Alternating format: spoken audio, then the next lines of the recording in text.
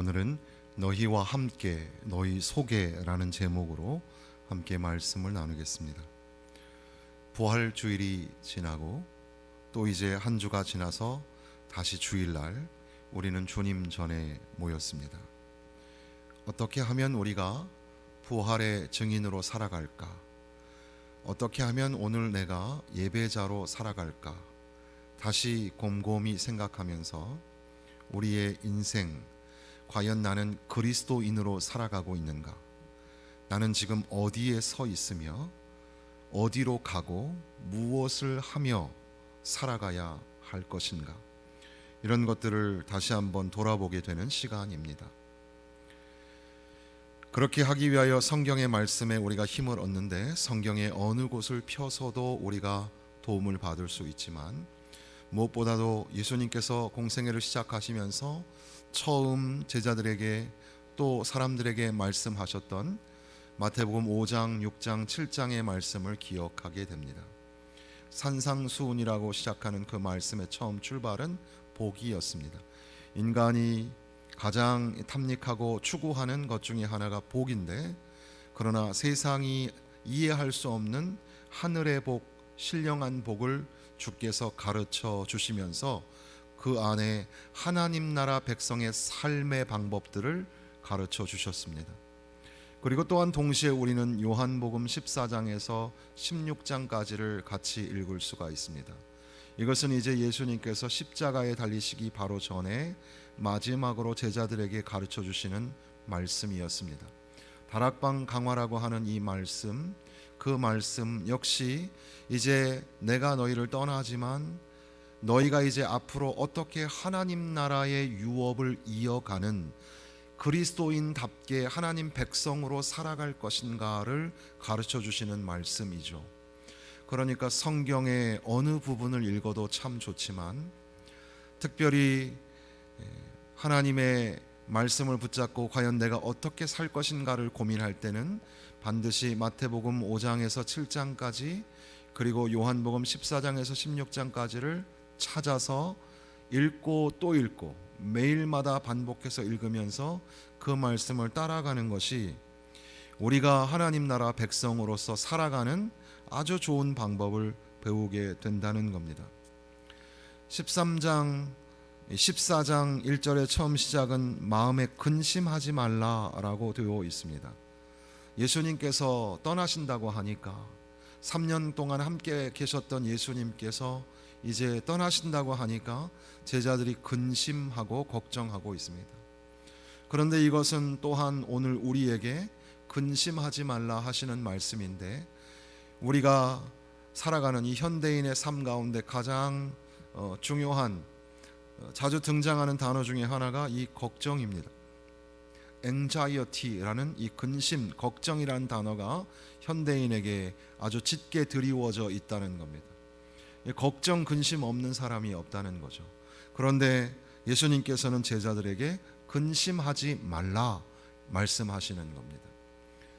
사랑하는 성도 여러분, 저도 이 말씀을 붙잡고 여러분들에게 권하기를 근심하지 마시기를 바랍니다. 근심, 걱정, 염려가 사라지시기를 주님의 이름으로 축원합니다. 그러면서 예수님께서는 주가 어디로 가시는지 우리가 알지 못하지 않느냐라고 걱정하며 물을 때에, 내가 곧 길이요 진리요 생명이니 나로 말미암지 않고는 아버지께로 올 자가 없느니라, 14장 6절에 말씀하시는 겁니다. 하용조 목사님 설교 들어보니까 내가 길이요, 이 길은 인생의 방향과 목적이라고 말하고, 내가 진리요, 이것은 이제 그 길을 비춰주는 조명과 같고, 내가 생명이니 라는 것은 에너지와 같다. 그래서 다시 한번 살아나고 소생케 되는 그런 힘이 바로 예수에게 있어서 우리가 하나님 나라 백성으로 거룩한 길을 걸을 수 있도록 주께서 길이 되시고 진리가 되시고 생명이 되신다, 이렇게 가르쳐 주신다는 겁니다. 주님은 그렇게 우리에게 길이고 진리요 생명이라는 사실을 우리가 잊지 말아야 할 것입니다. 그리고 나서 이제 주여 아버지를 우리에게 보여주시옵소서라고 하는 제자들에게 나를 본 자는 아버지를 본 자이고 또 이제 나를 본 자는 아버지 안에서 큰 일을 하게 될 것이다. 그리고 구하는 것마다 다 이루어지게 할 것이다. 이것이 이제 우리가 읽은 16절 바로 직전에 나와 있는 말씀입니다. 근데 이 말씀은 우리가 읽은 본문과 연결하여서 오늘은 좀 해석을 하고 함께 나누고자 하는 거죠. 근심하고 걱정하고 두려워하는 그런 사람들, 그런 제자들에게 예수님께서는 가장 중요한 약속을 해주십니다. 성경에 여러 가지 약속이 있지만 그 중에 가장 중요하고 가장 위대한 약속이 내가 아버지께 구하겠으니 그가 또 다른 보혜사를 너희에게 주사 영원토록 너희와 함께 있게 하겠다. 이 두 절의 말씀에 보면 아주 독특하게도 삼위일체 하나님이 나타나시죠. 예수 그리스도 성자 하나님은 아버지께 구하고 또 성부 하나님은 내어 주시고 보내어 주시고 그리고 성령 하나님은 우리에게 오시고, 이것이 여기에 기록이 되어 있습니다. 신앙생활에 있어서 가장 중요한 그런 핵심적인 내용이 보혜사 성령을 보내주신다, 그런 말씀입니다. 그래서 그 보혜사 성령이 우리 가운데 계시고 또 우리와 함께 하셔서 주께서 우리에게 맡기신 위대한 일들을 감당하게 하신다. 그러니까 걱정하지 마라, 근심하지 마라, 보혜사가 너희에게 오실 것이다, 이렇게 말씀하는 겁니다. 보혜사라는 말을 의미적으로 해석하기 위하여 여러 가지 영어 이 번역 성경들은 그 단어를 바꾸었습니다.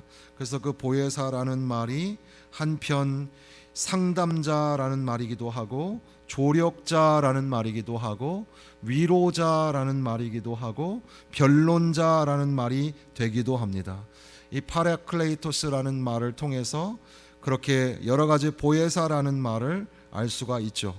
그런데 원래 이 말의 이 단어적인 의미는 함께 있다라는 말입니다. 곁에서 함께 도와주도록 부르심을 받았다라는 말이 보혜사라는 말이죠. 물론 이 보혜사라는 말은 요한일서 2장 1절에 보면 우리에게 대언자이신 예수 그리스도가 계시다라고 할 때 대언자가 보혜사라는 단어를 사용하기도 했습니다. 보혜사가 곧 예수 그리스도이시다라는 것을 증명하는 그런 문장이기도 한 거죠. 그런데 독특한 것은 그가 또 다른 보혜사를 너희에게 주겠다, 다른 보혜사를 너희에게 주셨다. 예수님의 제자들이 예수님과 함께 있었습니다.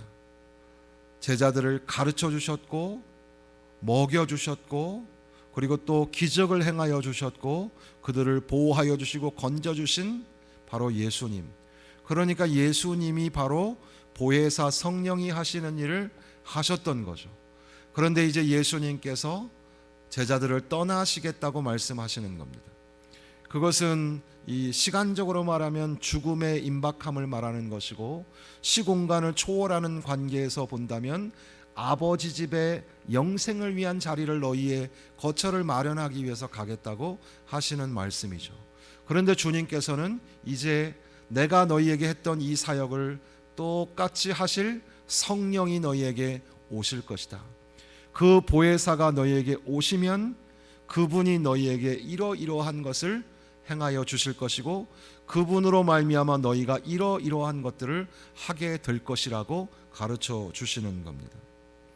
그래서 이 보혜사 성령이 우리에게 부어지는 것이 참으로 신령한 유익이 될 텐데, 이 선물로 우리에게 주신 이 성령이 제자들에게 임하였을 때 어떠한 일들이 나타날까? 예수님을 섬기는 능력이 나타나게 되는데, 바로 앞서 말씀드렸던 것처럼 12절에서 14절 사이에 보면 내가 진실로 너희에게 이르노니 나를 믿는 자는 내가 하는 일을 그도 할 것이고 또한 그보다 큰 일도 하리니 이는 내가 아버지께로 감이라. 그리고 내 이름으로 무엇을 구하든지 내가 행하겠다 말씀하십니다. 큰 일을 행하리라. 그리고 무엇을 구하든지 주님의 이름으로 구하면 응답하여 주시겠다. 그렇게 능력과 축복을 주신다고 약속하셨는데, 보혜사 성령이 너희 가운데 임하셨을 때 너희들이 큰 일을 행하게 될 것이다. 분명히 큰 일은 어떤 지금까지 있었던 것보다 좀 더 놀랄만한 그런 기적들이 있을 것이고, 우리의 삶에 갑자기 대로가 열리고 홍해가 갈라지는 그런 역사이겠습니다. 그럼에도 불구하고 전체적인 이 복음서의 맥락으로 본다면 큰 일은 선교라고 생각합니다. 그래서 주께서 가르쳐 주셨던 그 전도의 사명이 다시 한번 성령의 불길을 쫓아서 그 교회 가운데 이루어지게 되는데, 이제 생명의 복음을 전하기 위하여 전도자들이 일어나게 되고 선교사들이 일어나게 되어서 온 세상에 성령이 너희에게 임하시면 너희가 권능을 받고 예루살렘과 온 유대와 사마리아와 땅끝까지 이르러 내 증인이 되리라. 그렇게 큰 일을 행하게 하신다는 거죠. 성령이 오시면 놀라운 역사가 일어나게 되는 줄로 믿습니다. 성령이 함께 하시면 전도의 역사가 일어나고, 성령이 함께 하시면 선교의 놀라운 역사가 일어나는 줄로 믿습니다. 성령이 오신다. 그리고 성령이 함께 하실 때 이제는 주님과의 친밀한 교제, 그리고 하나님과의 밀접한 그런 친밀한 연합의 관계가 회복되게 되는 겁니다. 그래서 18절에는 내가 너희를 고와 같이 버려두지 않겠다라고 말씀하시는 겁니다. 세상에 버려진 존재, 이게 실존주의 철학의 가장 중요한 그런 화두 중에 하나였습니다. 우리 인간은 그렇게 버려진 존재, 세상에 내동댕이 쳐버린 그런 존재가 아닌가. 그러나 고아와 같이 너희를 버려두지 아니하고 내가 너희와 함께 할 것이다.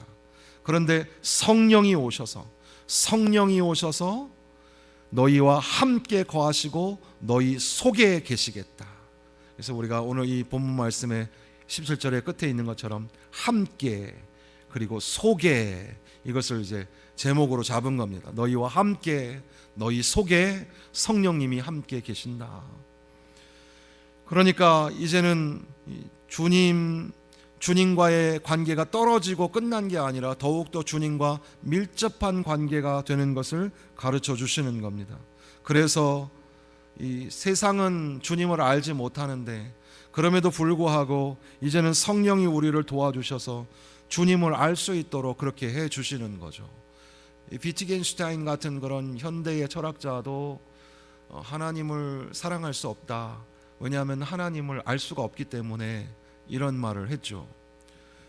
이어령 박사는 결국 이제 하나님을 믿고 영접하고 하늘나라 가셨지만, 그가 이 시대의 한국인으로서 이 시대의 철학과 지성을 이끌어가는 그런 철학자였는데, 그분이 삶 가운데 가장 중요하게 생각했던 것이, 내가 성경을 다 이해가 가지만 이 부활과 이 성령을 이해할 수 없다. 그래서 나는 비그리스도인이 아니라 미그리스도인이다. 나는 그리스도인이 아닌 게 아니고, 그리고 그리스도인들을 반대하는 것도 아니고, 나는 아직 그리스도인이 안 됐다. 내가 그것이 좀 깨달아지면 그리스도인이 되겠다. 그런데 그가 이제 성령의 놀라운 은혜 가운데서 이제 그런 것들을 깨닫게 되고, 이제 이 세상의 통찰력뿐 아니라 우주적인 통찰력을 이제 바라보면서 천국에 들어갔다고 저는 그렇게 생각을 합니다. 우리가 주님에 관하여 알 수 없고 하나님에 관하여 알 수 없습니다. 어떤 사람들은 하나님에 관하여 알 수 있다고 말하는 사람들도 있고, 하나님에 관하여 알 수 없는 게 정상이라고 말하는 사람도 있습니다. 그런데 성령께서 우리와 함께 하시면 깨닫게 하셔서, 그가 진리의 영이셔서, 그가 세상은 그를 알 수 없지만 우리는 그를 알고 성령이 우리에게 가르쳐 주셔서, 그래서 이제 성령이 주님을 알게 하고 하나님의 사랑을 알게 하고, 그렇게 이제는 하나님 안에 거하고 주님 안에 거하는 관계를 만들어 주시는 거죠. 20절에 보니까 그날에는 내가 아버지 안에, 너희가 내 안에, 내가 너희 안에 있는 것을 너희가 알리라.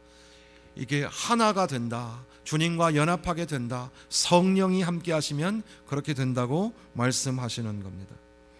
그러면서 이제 성령께서 이제 주님의 가르침에 순종하도록 우리를 부르시는데 15절에 보면 너희가 나를 사랑하면 나의 계명을 지키리라. 21절에도 보면 나의 계명을 지키는 자라야 나를 사랑하는 자니. 23절 24절 계속해서 내 아버지께 나를 사랑하는 자는 내 말을 지키리니. 주님을 사랑하니까 이제 주님의 계명을 또 지키게 되죠. 주님이 맡기신 계명도 역시 사랑이었습니다. 내가 너희에게 새 계명을 주노니 서로 사랑하라. 이게 참 중요한 말씀이죠. 요한복음 14장에서 16장까지의 중심 주제가 사랑입니다. 그리고 마태복음 5장에서 7장까지의 중심 주제도 사랑이죠. 사랑, 주께서 주시는 그 사랑의 계명, 그게 소중하고 중요한 줄 알지만 우리가 지켜내기가 어렵습니다. 이웃을 사랑한다는 게 쉽지 않고 원수를 사랑하고 핍박자를 위하여 기도한다는 것이 그게 가능한 일이 아니죠. 그러나 성령이 함께 하시면, 성령이 우리 가운데 찾아오셔서 부활하신 그리스도를 만나고 이제 이 승천하신 주께서 약속하신 그 보혜사 성령이 그들 가운데 임하게 되면 성령이 깨닫게 하시고 감동하게 하셔서 사랑의 계명을 실천하며 살아가게 하신다는 겁니다. 이게 얼마나 귀한 축복이고 은혜요 선물인지 모릅니다. 그리고 또한 성령은 우리에게 앞서 말씀과 연결해서 우리를 가르쳐 주시는 분, 깨닫게 하시는 분이십니다. 그러니까 우리가 잘 이해가 안 되고 깨달아지지 않는 게 참 많아도 성령이 우리 가운데 찾아오셔서 우리를 가르쳐 주시는 겁니다. 그래서 28절에 보면 보혜사 곧 아버지께서 내 이름으로 보내실 성령, 그가 너희에게 모든 것을 가르치고 내가 너희에게 말한 모든 것을 생각나게 하리라. 성령은 가르쳐 주시고 성령은 생각나게 하신다는 겁니다. 성령이 그들 가운데 충만하게 역사할 때 그게 그런 거였구나. 그래서 이 복음서가 기록될 때, 그리고 훗날 이제 베드로 또 야고보 이런 요한이 자기의 서신서들을 쓸 때 그 전에 있었던 일들이 이제 깨달아 알아지기 시작하는데 성령이 감화감동하셔서 그래서 그런 일이었구나, 그게 하나님의 놀라우신 사랑이었구나, 이런 것들을 생각하게 된다는 겁니다. 성령이 오셔서 우리를 깨우쳐 주시고 가르쳐 주시고, 세상은 알 수 없어요. 세상의 학문으로는, 과학으로도 수학으로도 인문학으로도 알 수 없어요. 그럼에도 불구하고 성령이 우리 가운데 찾아오셔서 하나님이 누구인지, 그리고 나는 누구인지, 나는 앞으로 어디로 가야 하는지 이런 것들을 알게 하신다는 겁니다. 그리고 성령이 함께 오셔서 우리에게 주님이 주시는, 세상이 줄 수 없는 평화를 허락하여 주십니다. 그래서 27절이죠. 27절에 보면 평안을 너희에게 끼치노니 곧 나의 평안을 너희에게 주노라. 내가 너희에게 주는 것은 세상이 주는 것과 같지 아니하니라. 너희는 마음에 근심하지도 말고 두려워하지도 말라. 14장의 처음 출발이 근심하지 말라였는데 이제 끝에서 다시 근심하지 말라, 이렇게 포장을 딱 하는 것처럼 그렇게 근심하지 마라, 또 두려워하지 마라 말씀하시는데, 내가 너희에게 평화를 주겠다, 세상이 줄 수도 알 수도 없는 평안을 너희에게 주겠다고 말씀하시는 겁니다. 여러분의 심령에 주님이 주시는 평안이 넘쳐나시기를 바랍니다. 지금 우리는 전쟁을 경험하고 있습니다. 이미 이 나이가 많으신 우리 어른들은 6.25 전쟁을 알고 계실 거고, 그리고 또 어렴풋이 아주 어렸을 때 그 일제시대의 그 경험을 가지고 있기도 하실 텐데, 그런데 지금 우리는 실제 전쟁의 위험과 위기 속에 있습니다. 1세기에는 팍스 로마나라는 말이 있었는데 로마의 지배하에서 얻어지는 평화이지요. 그러니까 10대 박해자인 황제들이 볼 때 그들은 뭐 사랑을 얘기하고 평화를 얘기하고 노래를 하고 시를 지었지만 피지배를 받고 있는 다른 민족들은 아주 고통스러운 그 압제와 핍박을 받았던 때였습니다. 그러나 수세기가 지났음에도 불구하고 별반 달라진 게 없죠. 우리가 제가 어렸을 때만 해도 냉전 시대에 소련이라는 나라가 있었고, 그리고 이제 미국과 소련 양대 진영의 전쟁, 그 긴장 고조가 있었습니다. 그런데 그것이 어느 날 사라진 것처럼 보였지만 사실 그것이 감추어져 있었고 이제 다시금 그것이 일어나게 되죠. 러시아 자국 입장에서 보면 자기들의 영토를 확장해 가고 원래 영토를 수복하는 일이 될지도 모르지만, 무자비한 공격으로 수많은 사람들이 죽어가고 있는 이 전쟁은 빨리 멈추어져야 할 텐데 사실 그렇게 될 기미가 보이지 않습니다. 이 전쟁은 여기서 끝나는 것이 아니라 모든 나라들이 경각하게 되는 게, 다시 자국 중심으로 돌아가야 되는구나. 일본은 계속해서 군대를 만들려고 했던 나라이기 때문에 이런 것을 빌미로 군대를 더욱더 장려하려고 지금 준비를 하고, 북한도 가만히 아니죠. 북한도 이제 미사일을, 수도권을 공격할 수 있는, 서울 수도권을 공격할 수 있는 미사일이 우리에게는 이미 준비되어 있다. 그리고 이제 전술 핵무기를 준비하겠다 등등 이야기를 합니다.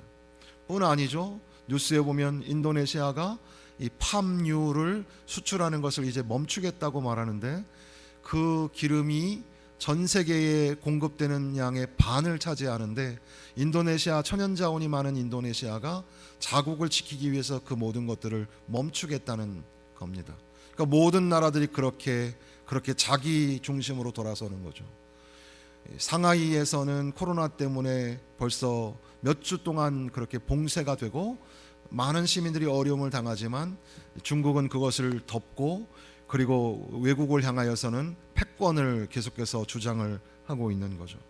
그러니까 세상 사람들은 다 평화를 얘기하지만 실제 하고 있는 일들은 전쟁이고 서로 싸우고 헐뜯고 부서뜨린 일에 최선을 다하고 있는 거죠. 그런 것만 있는 게 아니라 이 사람과의 관계 속에서 지금 우리는 사람을 무자비하게, 잔인하게, 또 냉정하게 죽이는 살인자의 사건 보도를 날마다 보게 되는데, 어떻게 저렇게 사람을 죽이고 저렇게 냉정할 수 있을까, 그런 걸 생각하지만 그게 바로 오늘 저와 여러분의 얼굴입니다. 우리가 가지고 있는 군상이 미워하고 또 살인하고 하는 그런 세상 속에 살아가고 있는 존재죠. 아무리 평화를 만들어내려고 해도 평화가 오지 않는 겁니다. 하나님이 도와주셔야 하고 주님이 주셔야만 하고 성령이 함께 하셔야만 하는 줄로 믿습니다. 그 주님이 약속하신 평화, 이 세상이 줄 수 없는 평안이 우리에게 임하기를 바랍니다. 성령이 충만하셔서 주께서 주시기로 약속하신 참된 평화가 우리 가운데 일어나기를 간절히 소망합니다. 그러니까 근심하고 걱정하지 말고 내가 너희를 떠나는 것이 너희에게 이렇게 유익이 된다. 그러니까 오히려 기뻐하며, 28절에 보니까 내가 아버지께로 감을 기뻐하였으리라 라는 말이 나오는데, 오히려 성령이 오시는 것을 기뻐하고 걱정하고 근심하지 마라. 그리고 이제 15장의 포도나무 이야기를 하면서 너희가 딱 붙어 있어야 한다. 그리고 너희가 할 것은 서로 사랑하라 하는 계명을 지키면서 살아가야 한다. 이렇게 말씀하시죠. 우리가 어떻게 사랑하며 살 수 있을까? 프란시스 셰퍼는 이 사랑이라는 것이 기독교의 최종적인 변증학이라고 말하기도 했는데, 어떻게 우리가 그 사랑을 할 수 있을까요? 그것은 하나님의 사랑을 내가 알고 내가 하나님을 뜨겁게 사랑하는 마음이 생길 때 그가 주신 계명을 지킬 만한 마음이 생기게 되고, 그리고 능력이 생기게 돼서 그래서 이제 사랑을 실천하게 되죠. 성령이 내 가운데 함께 하여 주시고 내 안에 계심으로 인하여 성령이 역사하여 주시니까 하나님 사랑하는 마음이 생기는 겁니다. 그래서 주님을 사랑한다고 노래하고 고백하고, 그리고 이제 용기를 내어서 원수에게 손을 내밀고 고난 핍박자들을 향하여 기도해 주는 마음이 기적처럼 생겨나게 된다는 겁니다. 보혜사 성령이 우리와 함께 하십니다. 그 성령이 우리 속에, 우리 안에 내주하고 계십니다. 그렇기 때문에 우리가 서로 사랑하며 살아가게 된다는 거죠. 사랑하는 성도 여러분, 지금 이 본문의 말씀은 아직 예수님이 십자가에서 달려 돌아가시지 않았고 부활을 경험하지 못한 그런 시간이었습니다. 이제 시간적으로 그 모든 시간이 지나가고 부활의 주님을 만나고 또 승천하신 이후에 그들은 이제 사도행전 2장에 보면 기도하는 중에 성령의 임하심을 만나게 됩니다. 성령의 충만하신 역사 속에서 그들은 이제 진짜 주님의 제자가 되고 또 주님을 향한 뜨거운 마음을 가진 예배자가 되고 그리고 이제 생명의 복음을 전달하는 전도자와 선교사의 사명을 감당하게 되었습니다. 오늘 저와 여러분 부활주의를 지나가고 또 새로운 주의를 맞이하여 이렇게 나와 있습니다. 어떻게 보면 형식적으로 또 의무적으로 이곳에 와 있는지도 모릅니다. 그러나 다시 한번 생각해 보아야 합니다. 나는 어디로 가고 있는가? 앞으로 나는 무엇을 하며 살아가야 할까? 과연 그리스도인으로 살아가고 있는가? 오늘 새벽에는 누가 하나님의 성산에 설 수 있을까? 누가 하나님의 예배자가 될 수 있을까? 이런 기도를 아침에 말씀을 붙잡고 기도했는데 오늘 과연 나는 진짜 하나님을 향한 예배자인가? 나는 한 영혼의 구원을 위하여 가슴치며 울고 기도하는 전도자인가?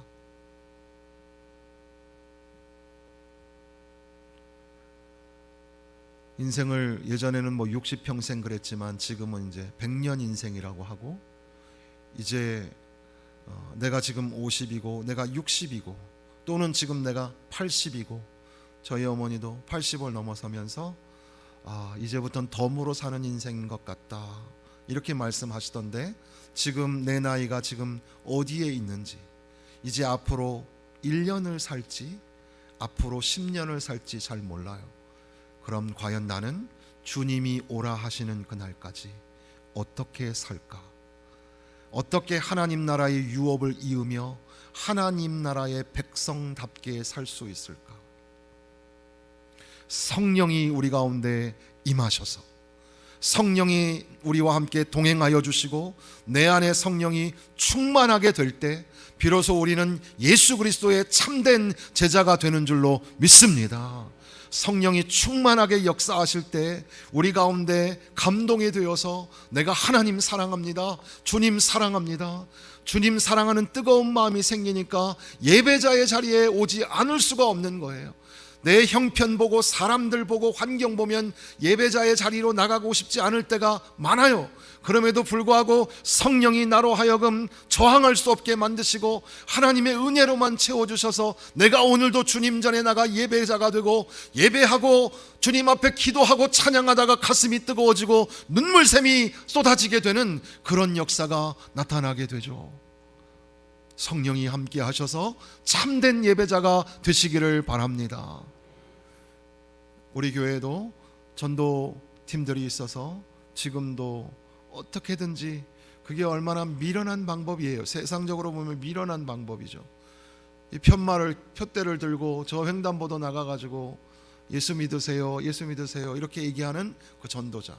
그러나 그가 얼마나 용기를 가졌는가라는 것도 중요하지만 그가 생명의 복음을 전달하는 사명이 그렇게 생기기까지는 그 속에 가슴 뜨거운 절절한 사랑이 있기 때문이 아닐까요? 그 전도자의 사명을 우리 모두가 다 함께 나누어 가져야 할 텐데 한 영혼이라도 주님이 부르시는 그날에 너는 이 땅에서 몇 명을 전도했니? 누구누구를 전도했니? 주님, 나는 한 명도 전도하지 못했어요. 나는 아무에게도 복음을 전하지 못했어요. 얼마나 부끄러운 일이겠습니까? 주여, 성령 충만하게 하여 주옵소서. 성령으로 기름 부어주셔서 죽어가는 한 영혼을 향하여 가슴치는 마음으로 뜨거운 마음으로 전하게 하여 주옵시고 한 영혼이라도 죽게 돌아오는 역사가 일어나게 하여 주옵소서. 성령이 충만하여서 주님의 참된 제자 되시고 하나님의 참된 예배자 되시고 그리고 생명의 복음을 전하는 진짜 전도자, 그리고 목숨을 다하여 복음을 전하는 선교사들이 되시기를 주님의 이름으로 축원합니다.